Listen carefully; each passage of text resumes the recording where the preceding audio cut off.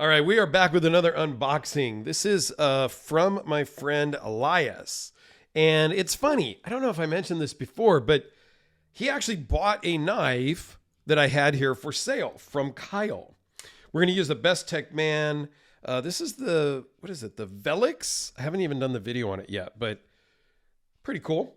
Best Tech Man sent this over to me to review. So Ellis bought a knife from me that I was selling for a friend Kyle, and I sent it to him. And while I was in the process of sending it to him, he says, "Hey, I've got some knives that might look cool on your channel. Are you interested? How does that work?" So I explained to him how it worked, and he sent knives over. I think he actually sent me knives the first time they arrived, the day that his knife arrived to him that he bought or something, within a day or so. All right, let me put that stuff to the side. So he did send me a list, but I'm not familiar with all of them, so I am probably going to get them wrong in this video. But stay tuned because I will do videos on all of this stuff later. Because it's the most interesting pouch, we're going to open this one first. And see what we got. Oh, this one might have a card that tells me what it is also. So this is the Serge Rook. Now, I saw some of these at Blade Show West. They were pretty hot item at Blade Show West. Kind of a cool little, I love the subdued American flag patch. That's super cool. So these were kind of a hot ticket at Blade Show West. I did not get a chance to handle one or anything like that. So this is very cool. Now the Serge Rook, this one is actually for sale. Interesting. It's not assisted, but kind of gets here and the detent kind of sucks it back in. Kind of cool. And the pocket clip is rather unique also. This is an interesting knife. So if you're interested in this, I'm going to put a price down below. This one, I actually know what it is. And so 2 of these are for sale and the rest need to go back to him. This is not an access lock or a crossbar lock because it only goes through one side. So I'm not that familiar with these. I like Serge as a maker. I'm just not that familiar with all of his stuff. So that will be cool to look at later. So let me just get this out of the way, off to the side. I don't know. Let's just go with the small guy first. This one is a Jason Guthrie. And let me look at my list. Oh, no, it's not a Jason Guthrie. This is somebody who learned from Jason Guthrie. And so it looks like it. And I think this is is this the Brad Morris Vector? Maybe. Like I said, guys, I don't know what these all are. I'm going to get them wrong. It looks like a Jason Guthrie because he bought the factory from Jason when Jason moved from South Africa to Sweden, I think it is. This thing is pretty sweet, actually. The action on it is crazy good. Full flat grind. So it starts at the very top and goes all the way down. I love that look. This thing just feels great in the hand. It's a good size, even though it's probably small by the numbers. Yeah, this one's pretty cool. And I believe it is the Bradley Morris Vector.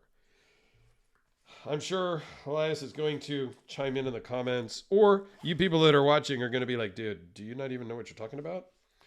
Because I'm going to get stuff wrong. Hansen knives. Okay, I can't get this one wrong because it's right there. So Scott Hansen Sever is what this one is called.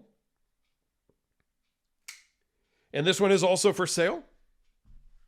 Nice handmade custom. Nice Mokutai bolsters and clip.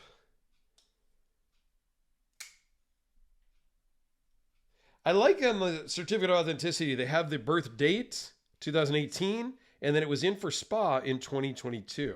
I think that's cool. I don't know if the maker wrote that in there or if the owner did, but still, that's very cool to keep track of that information. So stay tuned. All right, let's speed this up here. Cornwell Customs. I don't know if that's true or not. Holy jeez, this thing is big. Is it Cornwell Customs? Yes, Christian Cornwell MVC is what this one's called. I'm looking at my notes. G10 with titanium bolsters. Man, this thing's kind of a beast. I guess you could maybe top flip it. Let's see. Maybe. Give it some wrist and some action. Very interesting. So chisel grind, only beveled on the one side. This is very Emerson-esque. It has that Emerson feel. Liner lock. Ooh, thumb stud, thumb hole. So the action's not the greatest at all. Can you reverse flick it? So yeah, it's interesting. Got to give it some rest. But I don't necessarily have a problem with that. Kind of rudimentary cutout. Almost would like a little chamfering on that thumb hole. But I like the size. The feel in the hand. I like that part. All right, so stay tuned. More to follow. And then this one's got to be the last one. So this one, by process of elimination, is a Sharknivko Waka. Now, this one, he tells me, when he first got it, he carried it daily for about 3 months. He used it for yard work. He used it just all around for food prep and everything in between. I used to have a Ryu, since sold it.